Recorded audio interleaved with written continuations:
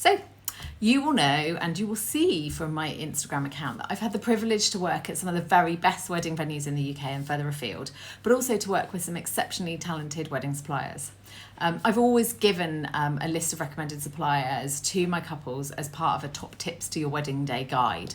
It's given to them at the start of the journey with me, but I've always really felt like I wanted to go one step further. It never just seemed enough to sort of give people a list. My current list has a paragraph or two of my own musings, but I really wanted to give clients a real in-depth understanding of why those suppliers that are on there might be the perfect match to them, and also to inspire those couples, even if they haven't booked me, to seek out the best they can to support them and make the wedding day the day of the dreams. After all, if you get it wrong, it can quite frankly make or break a wedding, and the feedback from couples who've chosen wisely and invested in those suppliers is that it's really easy to underestimate the difference it can make until you see it in your wedding day. For many years now, I've been thinking about how I can give those exceptional suppliers I love and respect a forum to share who they are, what they do and why they do it, and who better to explain who they really are and what they can do for couples than the people themselves, the artists, the designers, the creators. I was really conscious though that I didn't want it to feel like a sales pitch. That was my big thing. It mustn't be salesy and it mustn't be in your face, and that I wanted it to be of interest and actually add value from reading that article. But I just didn't know where I was going to find the time in between running a wedding photography business, being a girl boss, like trying to find a sense of work-life balance. So step in the unsung hero of the hour, Sarah. She's a previous bride. She's a mum to a gorgeous Elsie. She's a good friend. She also happens to be my next door neighbour. After an evening, many evenings chatting about my dreams for the bigger picture, musing through my plans in my head with her and my thoughts for this, it was so clear that she felt like me, and having recently got married, not only thought it was a good idea, but had background knowledge.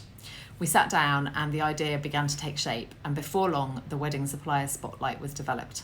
I opened the door to applications from the best wedding suppliers I knew, and I thought that it would just be like one or more supplier a month, so I contacted my nearest and dearest in the industry and was a little worried that because it was close to Christmas, it might put people off applying. I needn't have worried. It appears that many suppliers saw this as an incredibly positive thing to do, and you know what? My inbox started filling up. I needn't have worried.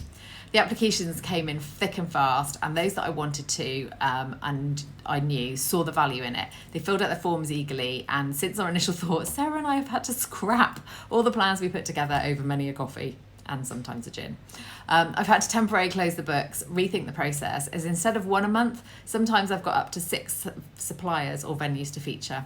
So starting in February, each month of 2020, I'll be featuring one or more of my favourite wedding venues or wedding suppliers. I'll be showcasing the faces behind the magic, I'll be sharing their top tips for wedding planning, their thoughts and experiences in the wedding industry, and I'll be getting them to answer a few of those crucial myth busters. I'll be counting down and highlighting each wedding venue or wedding supplier as the time arises, and I might be able to persuade a few of them to get on camera like this to tell you in person a little more about themselves. With Valentine's Day nearly upon us, February is going to kick off with the gorgeous team at Nicholas Wilde Jewellers, who will be telling you all you need to know about that all-important piece of jewellery, the engagement ring. They'll be giving you some top tips and inspiration for your proposal and sharing some of their engagement stories, as well as some really interesting facts and figures that even I didn't know. As we've had so many inquiries from couples who are newly engaged and looking for their dream wedding venue, and we've also been to a few wedding fairs, March will be next with my selection of favourite wedding venues in Devon, Bristol and beyond.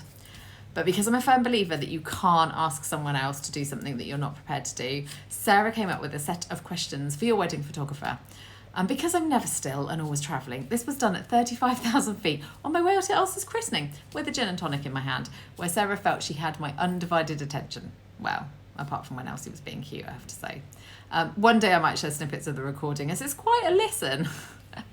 So if you're a supplier who feels like you have something to share, something of value, would like to be featured and share your story with newly engaged couples and those planning their wedding, drop me an email. Send me a DM and let's chat.